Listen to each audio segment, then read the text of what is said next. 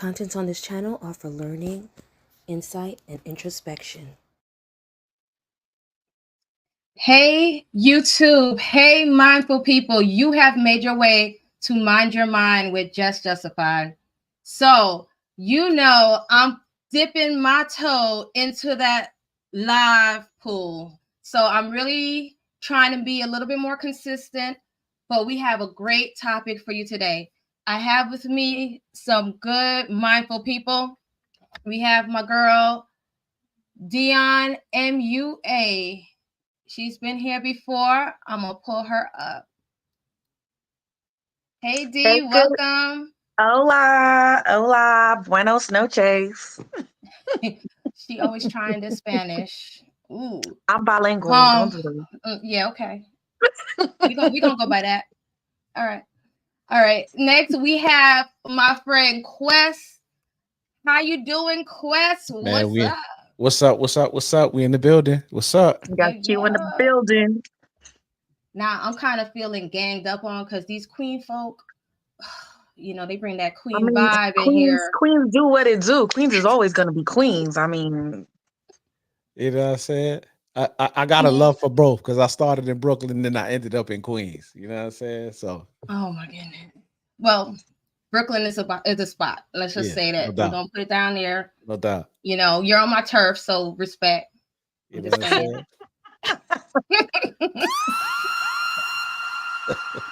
Yeah, man. All right, so let's jump into this topic. No doubt. The topic is leadership versus control. Now, I don't know what your views are, but let's play this first clip and then we could jump right into a discussion. All right. Two things I think people often get confused: leadership and control. Control is not leadership. Leadership is not control. Control comes from a place of low self-esteem, lack of confidence, and disrespect. Leadership comes from a place of high self-esteem, security and confidence, and respect. When you're leading people, you're not intimidated by other people's skills, talents. You delegate tasks based on where people will grow and how they will better define themselves and better be fit. With control, you want to diminish people and keep them small because you're not secure in your position to properly lead. So you diminish, you ridicule, you put down, and you put people in spaces that will keep them confined, and you dictate. So, are you leading or are you controlling? Are you being controlled or are you being led? You decide. All right. So, what do you think about this? I think she's on. I think she's hitting the nail on the head. I think she's in the ballpark. I think leadership is something that two people buy into, right? There is a difference between, I think there's different kinds of leadership, right? And two specific kinds, right? There is positional leadership, right? And then there is servant leadership. And I think the one that's most productive, or the one that everyone you can get buy-in from, is servant leadership. Because it also gives you a choice, right? Because you can choose whether you want to buy in or choose, like, okay, they might be a leader, they might be operating in a way where they walk into their own drum, they're making things happen, they're accomplishing goals, whatever the case may be. But the means by which they do it, you may not necessarily buy into. And you'd be like, okay, they might be a leader, but not the kind of leader that I want to be. And I think that leadership, like true leadership, is one that not only fosters just the perspective of accomplishing goals, but it also helps other people and other individuals who follow your leadership accomplish their own goals as well. You know what I'm saying? So I think it requires buy-in. It gives you a choice. Control don't give you that option. You just do what I say you do, and then that's the end of it. But what happens? Right. But you controlling me. But what you want me to do, I don't want to do for myself. You know what I'm saying? So yeah, I think she's in the ballpark. I think that was a really What's interesting your point thoughts? that you brought up, Q, about servant leadership, because I think what I got from that is basically, as a leader, you're not above doing the tasks of the people that are under you. Yeah, no doubt. that are following you. So if you're not above doing the what could be categorized as the menial work, or the things that are just that's not really, that's, I think those are definitely signs of a good leader. You're not above, not above anything. That's it. You lead by example, and I think that's really important, not only in life but definitely in relationships. I don't think it should be a thing of I'm above doing certain things in the home, or I'm above doing certain things as it pertains to even child rearing. I think it's really important that a good leader, like the video said, knows how to delegate. You know the people that you're leading by their strengths and their weaknesses. Mhm. So a good leader will know, okay, I know this person can do XYZ. They're good with finances, or they're good with creating. They're a very artistic person. Let me hone into that. And they know, oh, your weakness, you're not a real social person. I can't really look for you to to network or something. So you know the strengths and weaknesses of the people that you're leading. And I think those type of signs are the mark of a good leader, you know. So I really like that terminology that you use with servant leadership. I'm gonna look into that. That's So good. Yeah. that led me into something, because you mentioned that there are different type of leaders, right? So do you think that, like, in this time that we see, especially even on the internet realm, right? Do you think that people conflate the different types of leadership, or do you even think they even conflate leadership and control? I think that the conflict is in between. Really, at the end of the day, the two different kinds of leadership, right? Let's just be honest. Like, people just want the end result, but they really don't want to put the work in that garners you that end result. And there's nowhere in this world where you can, you know what I'm saying? If you want to look a particular way, you just don't drink protein shakes and then, you know what I'm saying? You get buff or you get muscles or whatever. You got to go to the gym and put your body through some work in order. Mhm. Like, I don't know about you, but I've scrolled through my Instagram feed and be like, man, my man is cut. I'm talking about shredded, right? But Yeah, when I look further into it, I see the work that's being put in that the garners that, progress. like, surgery can't Mhm, get you that. You know what I'm saying? And mhm, even if surgery could get you that, you got to maintain that. You can't continue with the same eating habits or whatever the case may be. And I think it's the same thing with leadership. There are people, come on, we've all worked in a particular job where our boss was just, because I have the title of boss, I can dictate to everybody else to do a particular thing, but they would never get their hands dirty the same. In other words, they would never do the same things that they expect you to do. They put the Mm, expectation on you to do things that they would never do themselves. That's positional right. leadership.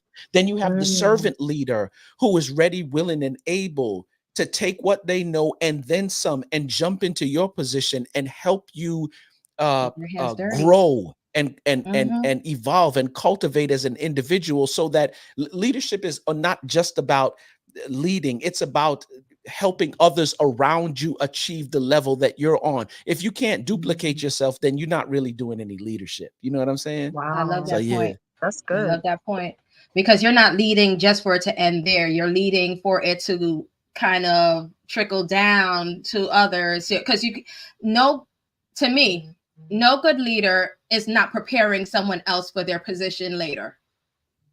Mm, So if you're not preparing others, you're not a good leader. Yep. Yep. Because then It's that means it'll stop right there. When you're gone, that's it. Everything goes helter skelter. Like, it's crazy. So I think Jay-Z said it in a song one time: if everybody in your team got dough, then everybody is rugged, right? And so I understand that principle, because, like I said, we've all worked on a job where we had to work on a team or whatever the case may be. And when you're working on a team, the team is only as strong as the least developed individual. And so Mhm. it's mhm. on all of us. Then, if I'm a leader, it's not going to be good if the whole team is moving. That one piece can cause a cancer throughout the whole entire team. If that person is willing to grow, it's my job as a leader to help you grow in the area in which you want to grow. Because when you better, the team is better. Mhm. Right. That actually brings into my mind this. Let me see if I could pull it up real quick. This is a picture that I had back in the days. Mhm. of leadership, right? And it always every time I think about being a good leader, this always comes to mind. Yeah. And I saw this, I think it was a textbook before, years before. Mhm. Let me show you. This right here. Did you ever see this picture? Oh, Mm-hmm. I've seen this before. Yeah. I've seen it. It was like in a textbook in grade school or something like that. And it just stuck with me because, you know, it says a lot of what we were talking about a true leader. True leader, that person on the bottom is getting down and dirty with their people while the other one is just up there dictating and letting them do everything. And that's it. I thought that was, you know, a really cool depiction when you're talking about a leader. I think that there's a pretty good balance in between this too. One of the reasons why you want to operate in servant leadership is so that you can get everybody on your team where they need to be. Once they're there and they're operating in the fullness of how you trained them and they're becoming better and growing as individuals, you can leave and branch out and do other things as well. You don't have to necessarily sit with the team. So it's important to start. So I understand the top piece, but like for real, that represents to me positional leadership. The bottom is the one that represents servant leadership. Like I said, once everybody is trained and they ready to run, you could let them loose and let them run. Right. And then you can move on to other areas and diversify whatever it is that you're trying to do. Right. And I think one of the other parts that you touched on at the beginning was the buy-in. That buy-in is so important because buy-in means trust. If the people that you're leading trust your vision, trust your intention, it's gonna be smooth. We're not gonna say there's gonna be little hiccups here and there, but it's gonna be smooth. Like trust is so important. And as it relates to relationships, when you have especially primarily in marriages, if you as a wife feel like you can trust your husband, again, it's not gonna be smooth sailing all day long because we're human, right? But there's not going to be too much conflict because she trusts your vision. She trusts what what you have in store for the family, you know? So there's not going to be too much strife when you trust the person that's leading you. So you have these exercises that sometimes you'll see people do, like for team building activities, where it's like the trust fall, right?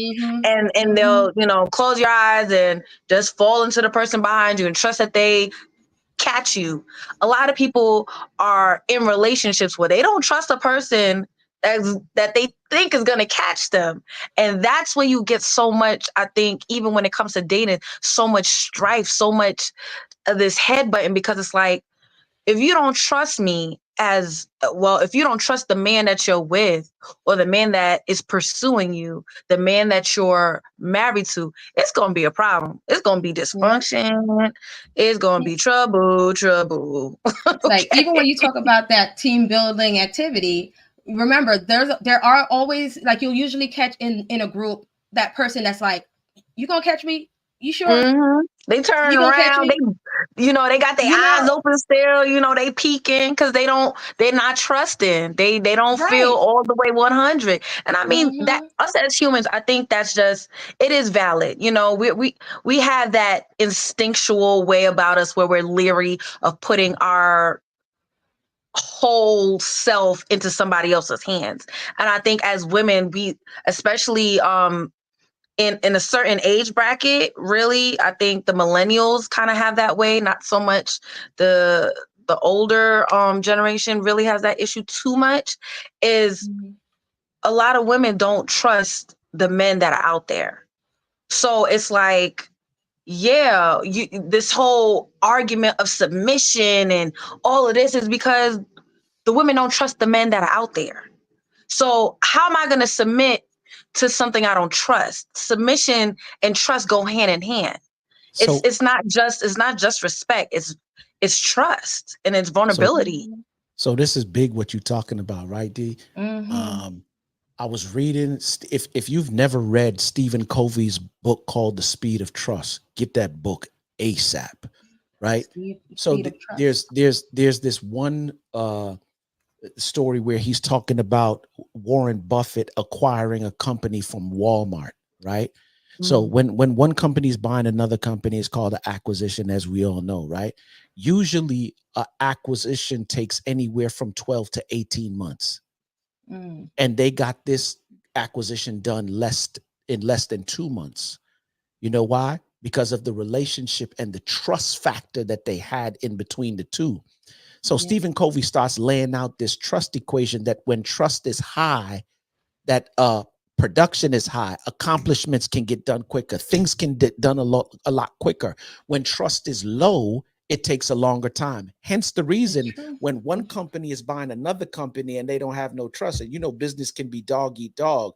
I understand why an acquisition can take from 12 to 18 months. How is it that they got an acquisition done in less than 2 months? Simply because of trust. You take that same principle and you put it in the context of relationship. This is the reason why we in the same place that we are year 1, year 2, year 3, year 4, year 5. Why?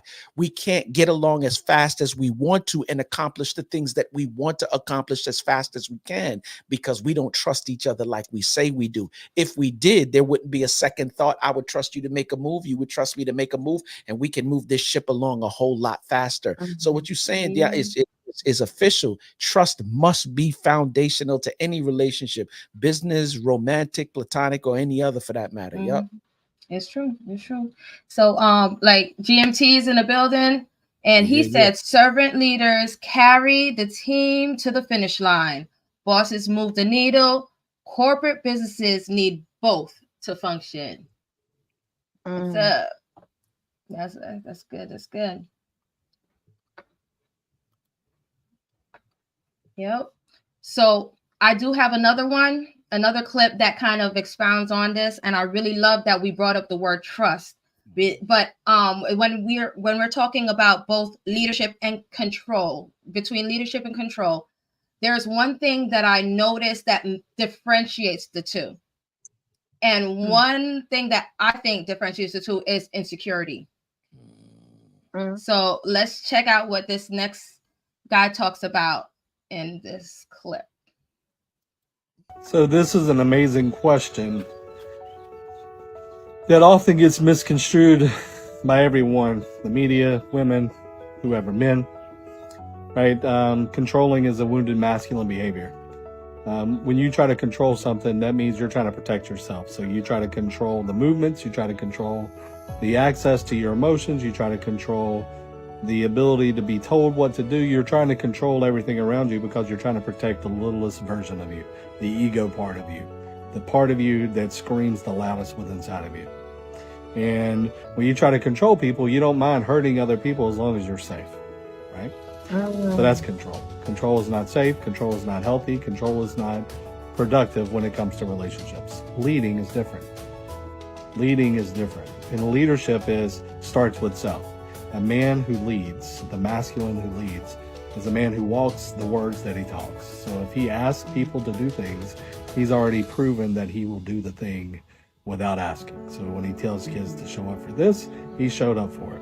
When he's respectful to you, and he asks for respect back because he's matching that with who he's being.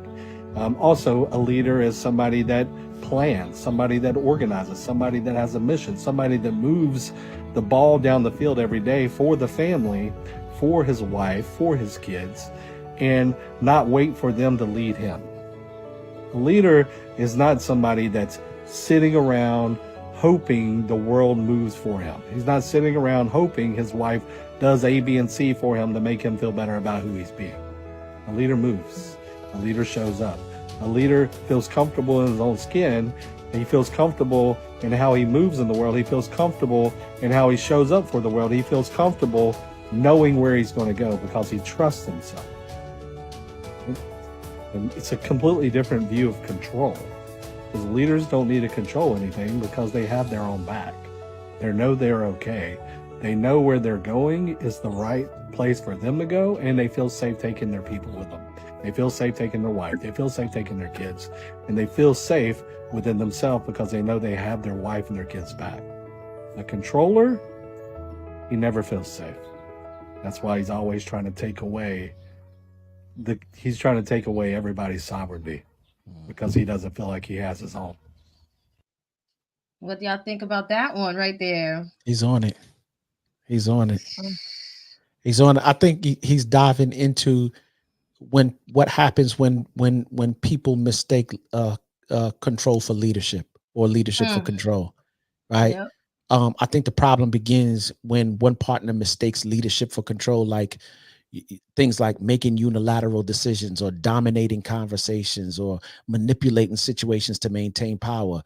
Meanwhile, the other partner may feel like voiceless, suppressed, or even rebellious, right? And what it ends up doing is creating an unhealthy dynamic where love turns into obligation and connection becomes compliance, right? And those are the things that really cause that friction, or that like imbalance between what leadership is and what control is, right? So when you have somebody in relationship now who is making decisions and leaving the other person sidelined, like you making decisions and you're not asking me any questions, not even that I wanted to make the decision, but the fact that you considered me in the decision-making process, right? Or communication breaks down because discussions feel like one-sided, or there's a lack of mutual respect, for opinions. Thoughts are like, whenever they say anything, you dismiss it as foolishness, right? Those are the things that end up happening when you misconstrue the two. I think my man, he's hitting it. He's on point. And one thing he mentioned too is that when you're trying to control and you're looking for that security in it, you don't even care who you knock down in the process. You don't care who you mess up, who you knock down, just to get your comfort. So it's not even really like, when you think about leadership, we were talking about that it's kind of leading others to that destination, right? Getting them there, caring about their well-being, all of that. But then when you're thinking about it in that control way, you're not even caring, just is more so like okay, I need that security for myself, so that insecurity is there, and I don't care how you feel for me to get there, but that's how it's going to be. At that point, you like, for real. Now, come on, D. You go ahead. Well, I was thinking, what he touched on in the beginning of that video was kind of like the psychology of it, of what's behind the desire to control. And he said it's a wounded masculinity. And I know he's speaking because, he's speaking from that perspective as a man. And I'm thinking as a woman that it's more of a defense mechanism. It's more of I need to make sure I'm good. So I need to be able to control this whole situation around me. And I think that's something that, insecurity. That's of course it could be insecurity, because if you've been hurt, you don't want to feel that pain again. So you're going to try to control the situation as best as you can. So that's why even like you hear that little term like good girl gone bad. You know what I'm saying? Or it's like, well, yeah, that's the only term I can think of right now. But it's like, why did she go bad? Somebody hurt her. Somebody did her wrong, and now she's outside and she's just decimating these dudes. She's just breaking hearts everywhere, because she's like, yo, it's better as you than as me. So I'm gonna do whatever I gotta do to move and be good. And whoever feels the brunt of that, that's their business. And I think that's what happens in some relationships, is people are so disconnected because they want to defend themselves. They want to, put this protection barrier over them, where it's like, I'm like Q said, I'm going to make unilateral decisions. I'm not going to communicate effectively. I'm just going to do what I need to do, what I think is best. And that's just what it's going to be. And obviously that's going to lead to, dysfunction and dissolution in the relationship. When you're operating in a place of insecurity and defensiveness, there's always going to be those disconnects, and it was really interesting when he touched on it. But from a woman perspective, that's what I thought was like most women just are defending themselves. It's like I'm going through your phone because I need to make sure that you're not playing in my face, or I need to know your location because I need to be able to check on where you at and what you're doing and where you going, because if you at Shakisha house, it's gonna be a problem. Like, you know what I'm saying? Like stuff like that.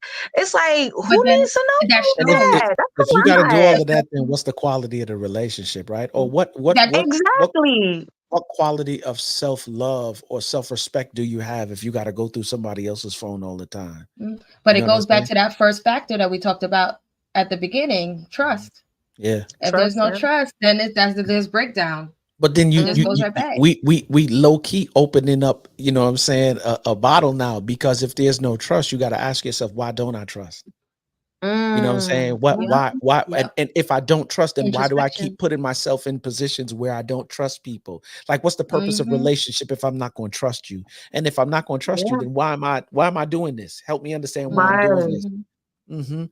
Which further Yeah. lets me know, like, for real, you know, there's a number of different things. One of the things that can prevent all of that from happening is open communication and vulnerability. And if you don't Yep. have that, or if I can't find my, Yeah. because you know, y'all, I ain't got to tell y'all know where we come from. We always Yeah. move where you always looking over your shoulder or whatever because of the environment that we grew up in.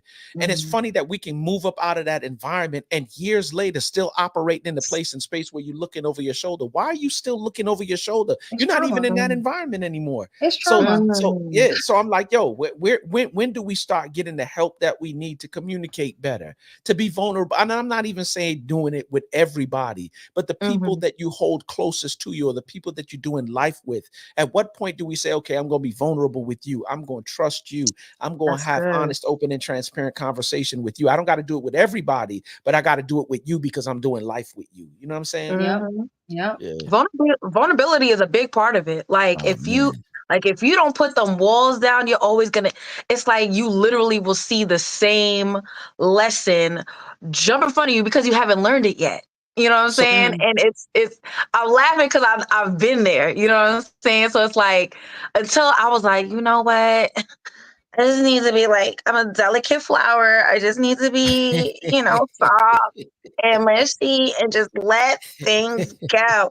But before I'm like, nah, son, I'm a thug. Like, we ain't gonna get the kid. Like, not yeah, me. Not You yep, gonna me. see me cry. You Nobody gonna see me cry. yep, we go, yep, nope. Yeah, I'm yep. not crying. I'm not But And here's that's crazy. That's mhm. crazy.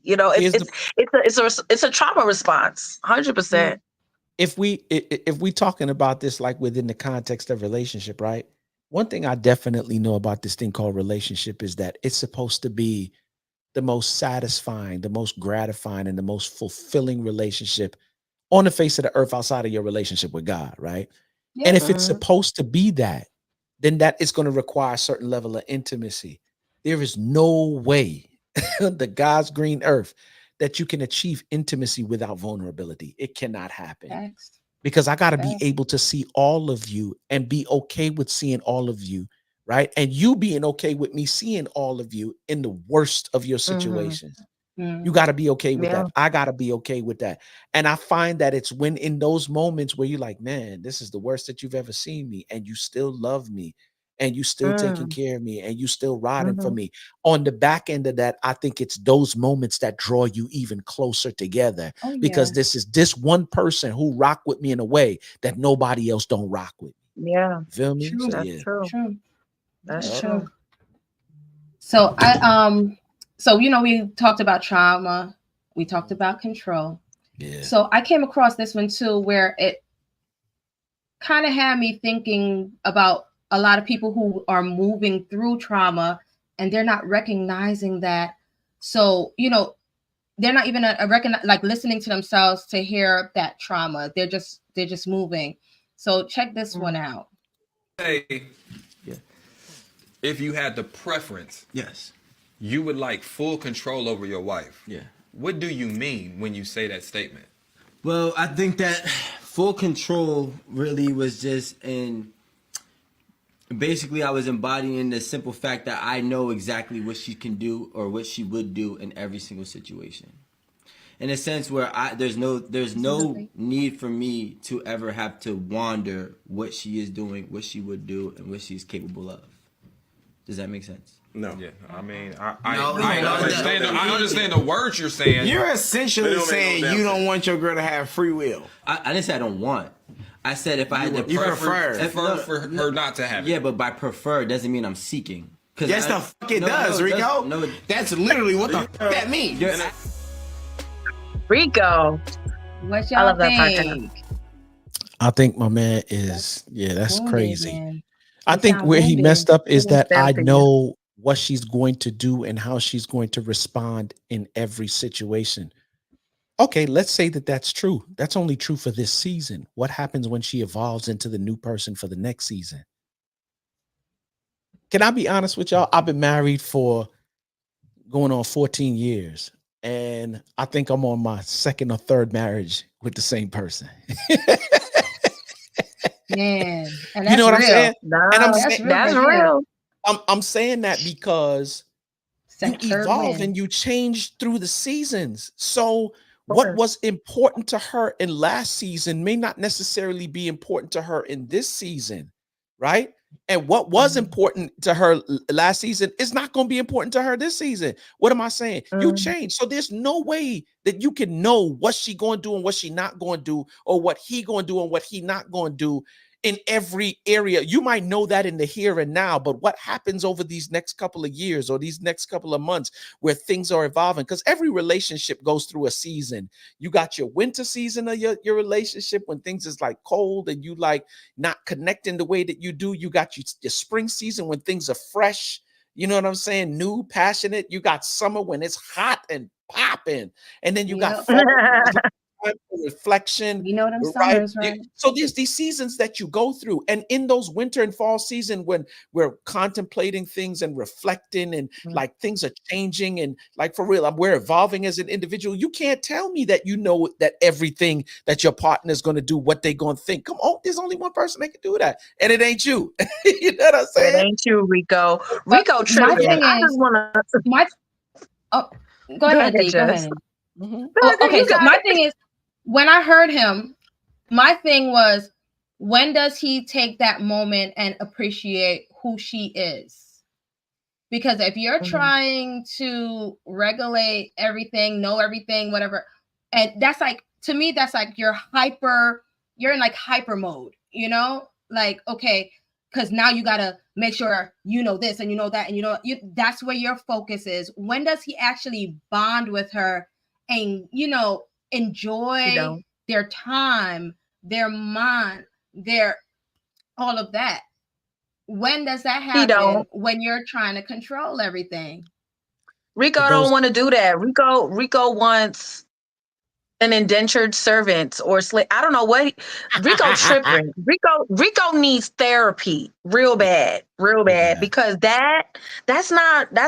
I'm sorry, it's not normal. Like he's operating off a place of hurt. He's operating off a place of trauma, and he's not recognizing that's what it is. Even if I don't know if that woman that they panned off to was his wife or was, I don't know who that was, but she was giving him the same look. I was like, bro, like, are you for real?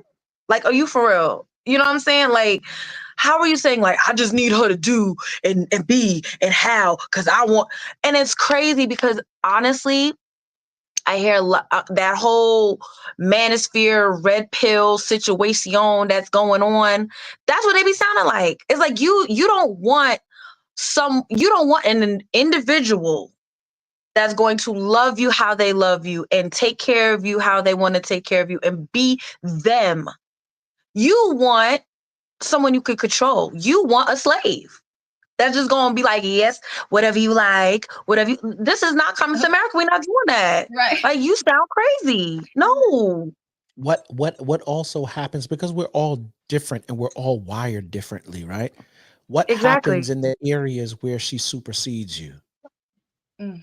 Because you got who we are in terms of our strengths, right? And who is going to fare better in each situation depends on the situation. Like there are things that involve structure and detail that Faith will run circles around me in, right? If it deals with anything being diplomatic or, you know, say mechanical or anything of, you know, using my hands or whatever, then that's me. So we pick and choose, like, where are our strengths? So how are you going to control her for everything? You're going to low key mess up the relationship. Why? Because you feel the need for control in this particular situation where she will run circles around you. But because you value control, you as a couple lose because you refuse to give her the reins to run this part or this particular situation. And there's a lot of relationships that's doing that. Hence the reason, again, why you said what you said in the beginning, Dion, so strong. Why? Because trust gotta be there. If you feel like you gotta control your spouse or your partner, it's because you don't trust them. And it's not because they gave you a reason to trust. It's because you got a trauma and an issue in the area of trust. Yep. That's true. Because I think that's the other thing that we need to be cognizant of is displacement of those type of reactions. Getting to the root of it is so important. When you why are you responding like this? Is it a childhood issue? Is it a mother issue? Is it a father issue? What's going on that you are in this place where you can't trust a person that you said I do to, or you said, hey, I'm gonna make a family with, or whatever? Like, what got you to that place? You know what I'm saying? And it's not to say, like, let's be for real, it's not to say that the person could not have done something. You know, and there may be a level of onus and accountability on that other party for doing something. But when it comes to the reaction, you have to take ownership of that and say, why is my reaction so big? Why is my reaction so volatile? Why is my reaction on some, yo, like, give me your phone, or, you know, like, what is that gonna solve? Give me the keys. Like, what? You know what I'm saying? So it's like people need to really take in account of, okay, why is your response that way? It's not to say you can't be hurt. We all get hurt. We all get into a space of like, oh my gosh, you said this and it made me feel this way, or you did this and it made me feel this way. But how you respond, the only thing, and I think that's so important, and I remind myself of that as well, I can't control anything that anybody does. Not a friend, not a family member, nobody. I only have control of how I respond and how I react. And even as a parent, I try to instill that into my child. Like, it don't matter what people say. How you respond is what's most important. You can't be having a temper tantrum. You can't be throwing crayons and carrying on. You gotta take into account, this is how I feel. I'm angry, but I don't have that go into the word. I ain't trying to get real preachy, but you can be angry, but don't sin. Don't sin. Don't. No, that's real. You know what I'm saying? Chill out. We have these emotions, but don't do the wrong thing just because you have that emotion. Yeah. I did a video about that some time ago where it talks about triggers, where we are in control of our triggers. It's not like, you know, sometimes you'd be like, but my mom and my husband and my kids. And no, like, we are in control of our triggers. Because if you find that something is unearthing you so much and riling you up so much, now you know that's something that needs attention. That's something that needs, okay, why is this getting me there? And that needs to be worked on. So it's like I feel like a lot of times it's introspection. And I said that word before, introspection, because you need time to pull back and actually evaluate, why am I reacting this way to these things? Because that's something that's unhealed, that needs some healing. Because obviously if I'm reacting like this, it needs some healing. I think sometimes some people don't even have the wherewithal to start there. But if you know that when you respond to a situation time and time again, it don't serve you well, it just keep giving you the same results over and over again, the problem may not be other people. The problem may be you. And so you may need to take a little time and start asking some questions. That, once again, there's no way for growth without vulnerability, because now you got to start asking a couple of people like that you trust. You know, when things, you know, happen, like, you know what I'm saying? How have you seen me or viewed me in these situations, with you or with anybody else? Once again, that vulnerability is going to be there again. And I think sometimes we're not really serious about our growth. We're not serious about our evolution. We're not serious about going to that next level. You know what I'm saying? And so it's almost like a catch-22. You mad at your situations and you mad at your outcomes, but you won't do nothing for your growth. This is the reason why I was saying what I was saying in the beginning. We want the best that life has to offer. We want the best relationships. We want mind-blowing sex. We want deep conversations, but you really don't want to do anything introspective. You really don't want to go inside. You know what I'm saying? It's funny. You said you ain't want to get preachy, right? But my mind just immediately, when we start having these kind of conversations, my mind goes to the book of First Corinthians in the 13th chapter. And then you go down to verse 11. It says, when I was a child, I spake as a child, understood as a child, and I thought as a child. And I used to look at that text and I was like, why would always talk all this love talk? You know what I'm saying? Then when it get right here, it give you this. Like it's almost like a 90-degree turn, and then it just go in another direction. But when I looked Paul at the was text, on one with that. I ain't even gonna hold you. Paul was, I don't know. Oh, he was different. What He you was doing, Paul? he was waxing super deep on it. But then it came to me that spake, thought, and understood are means by which we communicate. The way you speak, the way you think, and the way you understand things to be. And the truth of the matter is, we can be a certain age, right, and still speak, think, and understand like a child.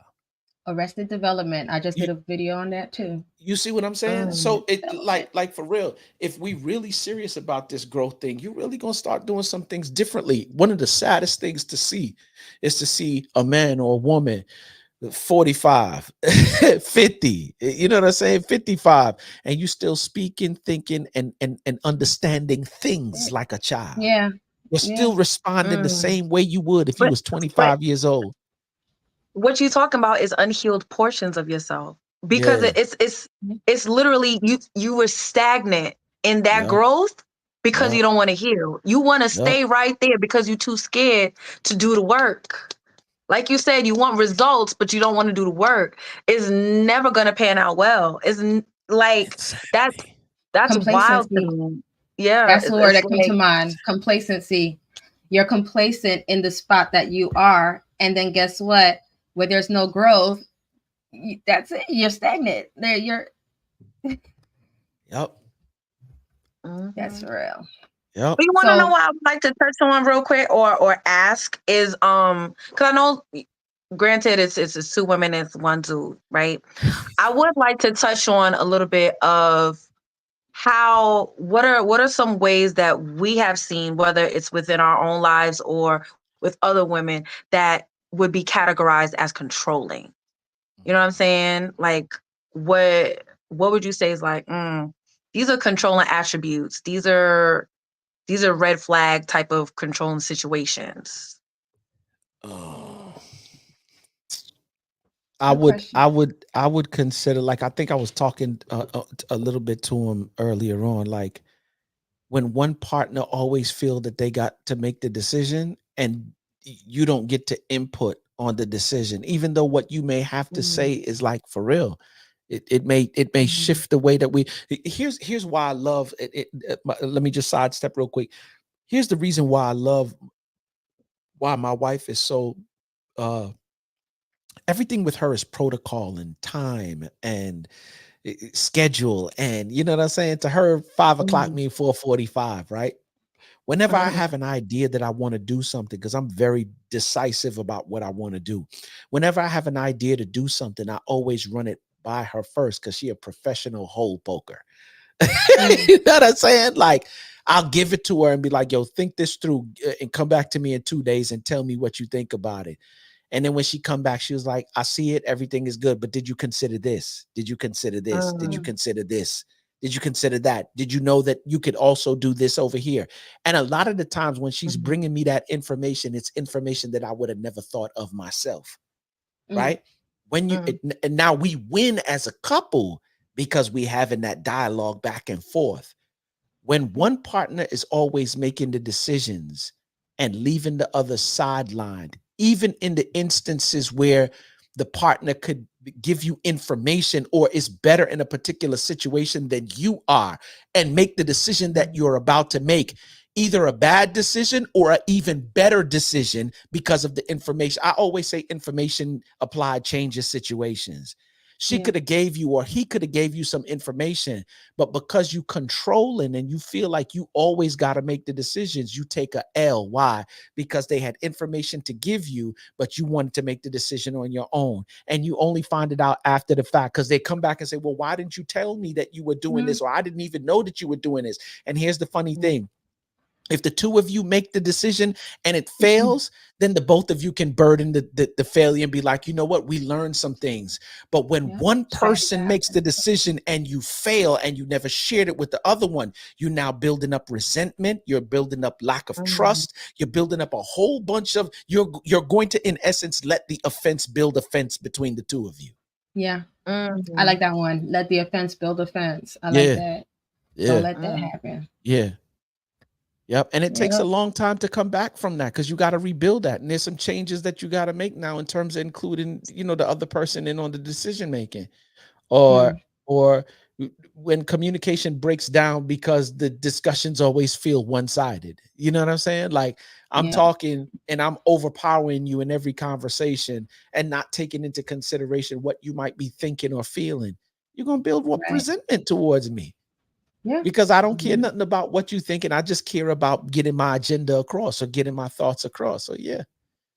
So yeah, Deon, to answer your question, those are a couple of the areas I think, like, you know, that or whenever your partner's expressing thoughts and you always downplay, like, man, whatever, that's foolish.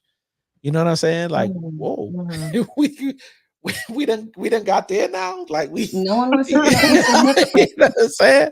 Yeah. Nobody wants to feel insignificant. No one. Like, honestly. Yeah.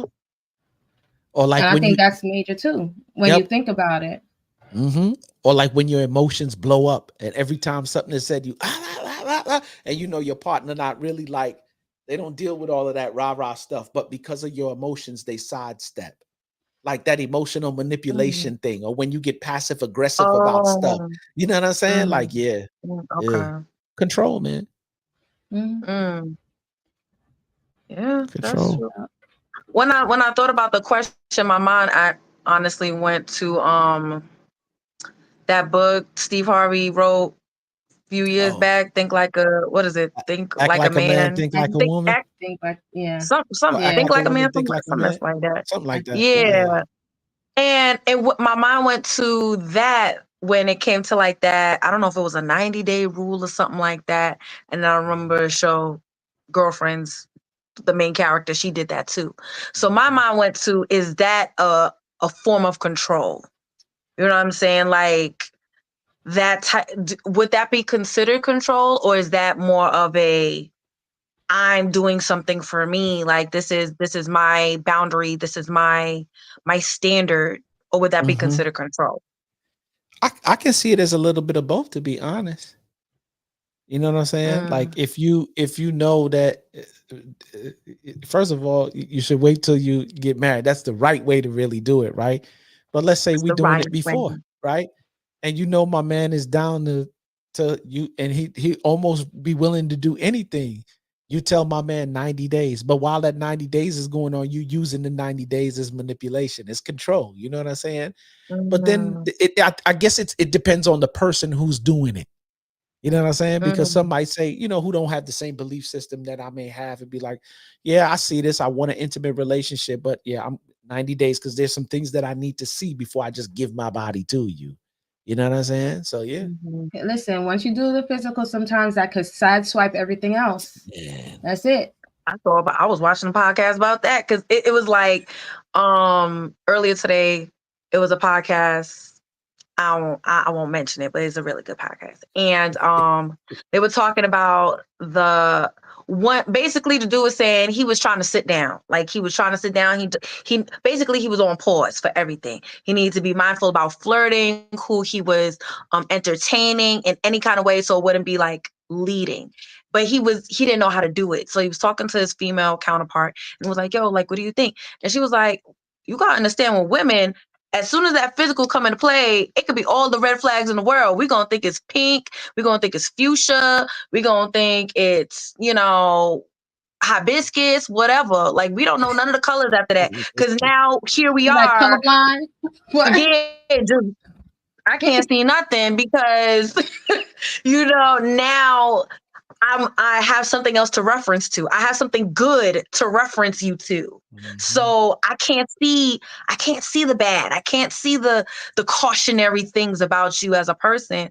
So that what you just said, Q, just made me think about it like, yeah, that's it. You know how many chicks I met who talking about a dude they knew was toxic, right? They let him, you know what I'm saying, smash, and then, you know what I'm saying, I hear the comments after, oh, he get on my nerves, but the D is so good.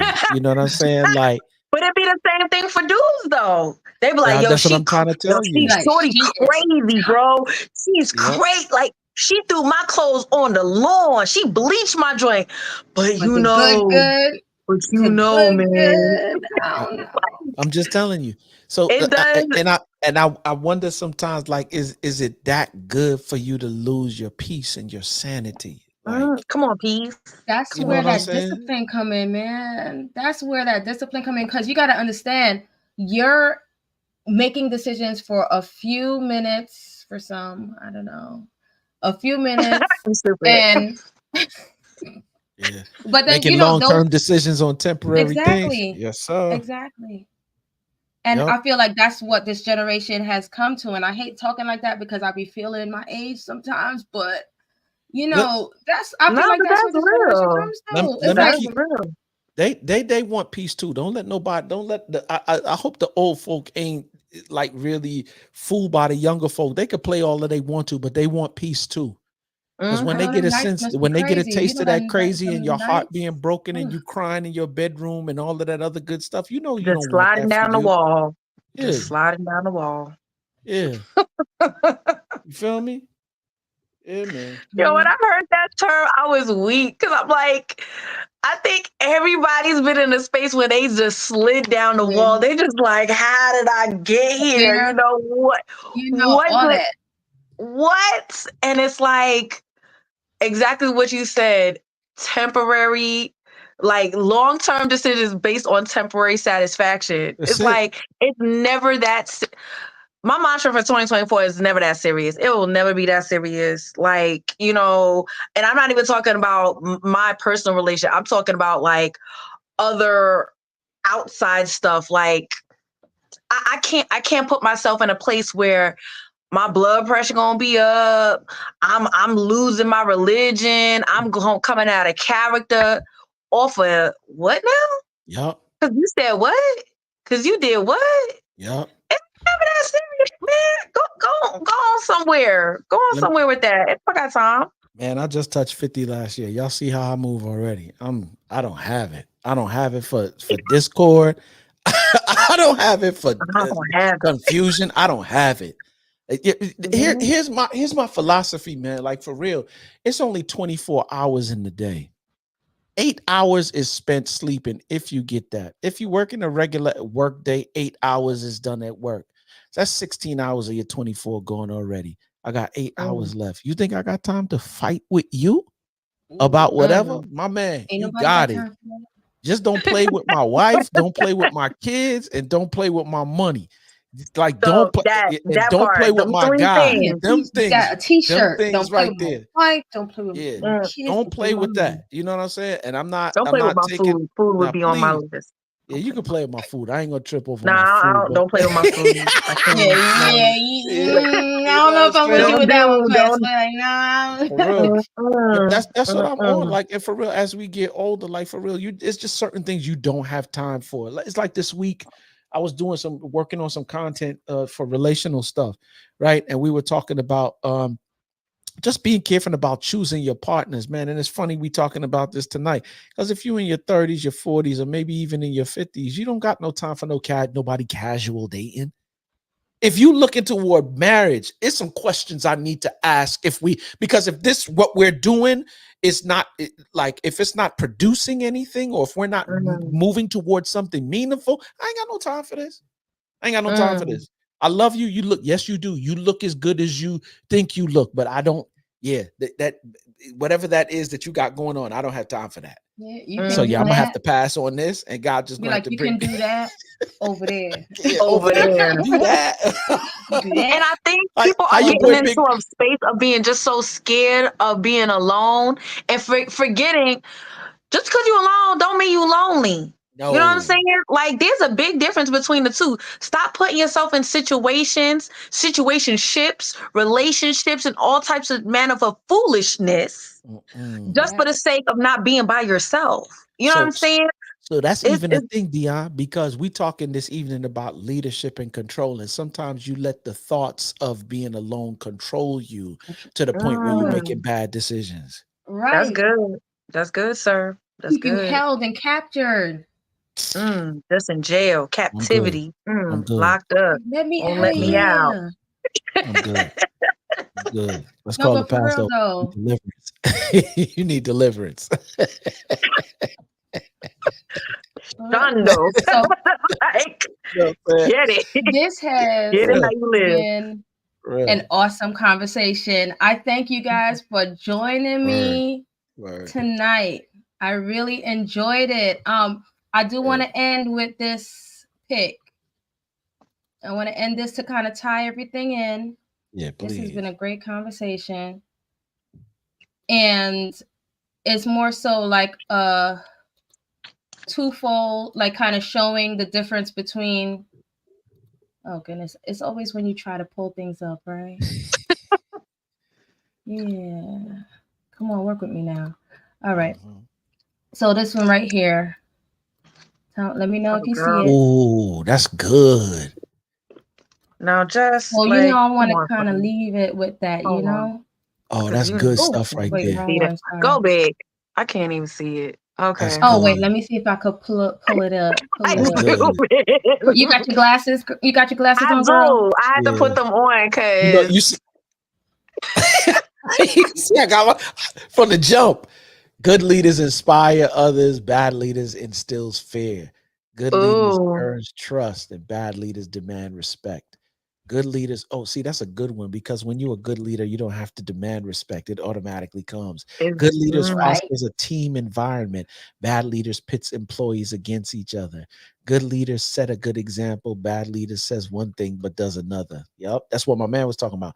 Good leaders sets and communicates clear goals. Bad leaders is vague with goals and desired outcomes. Back Good over here to leaders the last listen one. to and consider other people's ideas. Bad leaders think they know everything. And lastly, good leaders recognizes achievements. Bad leaders rubs in mistakes. If that ain't the gospel truth. wow, that's crazy. Isn't that a good sum of Yeah. everything when we're talking For real. about? For You real. just tied that thing with a bow, baby. For real.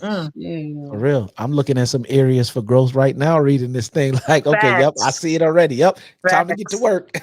Time to get to work. Man. Word That up. was good. So, you know, when we talk about leadership, we saw some of the things that help for, you know, better leadership and what to look for or how to be as leaders. Because even in life, even with how we're moving and what we're doing, remember, sometimes even when I go into places, I may not even announce, okay, I'm a Christian or something like that. But then, you know, it'll be even someone be like, there's something about you. So even if they see those characteristics when you come into a room, there is no mistake in it. So, you know, when we talk about leadership, even in our own lives, how we, you know, practice temperance, as we practice all of that, you know, let's just keep that in mind when it comes to leadership, to take those attributes in. So, anybody who have any last words? Or we gonna appreciate the end? opportunity to come and rock with y'all this evening, man. Like I said, rich conversation for real. Yeah, let's do I this enjoyed. outro, guys. I enjoyed. All right, so to everyone, thanks for joining. Mind your mind before it controls you. Control your mind before it controls you. All right? That part. Peace. I don't know if they done changed the end credits. Sorry, y'all.